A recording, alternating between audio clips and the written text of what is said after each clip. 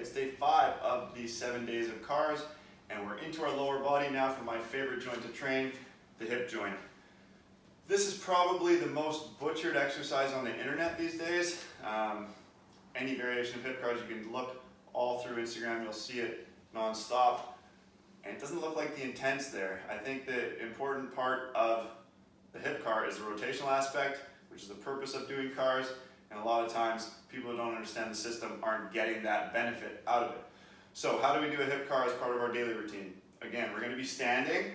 I like to brace myself against a windowsill or the wall, or if you're in a gym, you can use a rig. We're going to clamp down, packing my shoulder, creating some tension here. My non-working leg is driving through the ground. I'm gripping the ground with my toes, and now we'll start to move that hip joint. So what we often see here on the internet is just some weird type of mindless hip circle, and it's being called a hip mobility exercise. We want to make sure we're taking the rotational aspect of our hip joint and inserting it into the cars. So when I'm flexing my hip to start this car, I'm not just driving my knee to the ceiling, I'm also trying to externally rotate my hip. So I'm trying to drive my heel up through the ceiling as I bring my knee up, staying nice and tall. Then I maintain that external rotation, point my knee away from my body. It's important here that we don't rotate with our hip. All the rotation comes from the hip.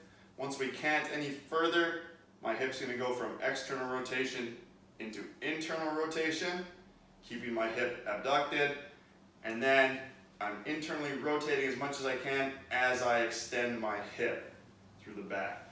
Okay? You're going to circle around for all your reps.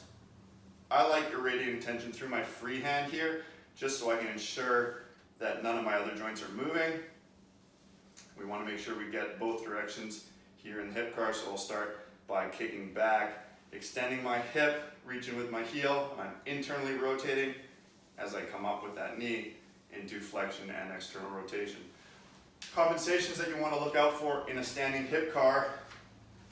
One, what I showed as I was performing it, is getting some movement from this hip and opening the pelvis up when we're moving into this horizontal abduction of the hip. So focus on keeping your pelvis square and let that working hip do its thing.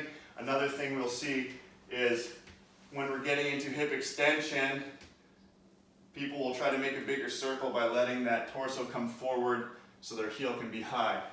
It doesn't matter how big your circle is, just like all of the other cars, we want to only move that hip joint and take it through its full range of motion without pairing anything else with it. Make sure we're getting true hip extension here, squeezing that butt, not letting your torso tip forward.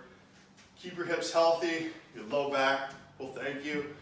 Anything else down the chain, knees, ankles will also thank you.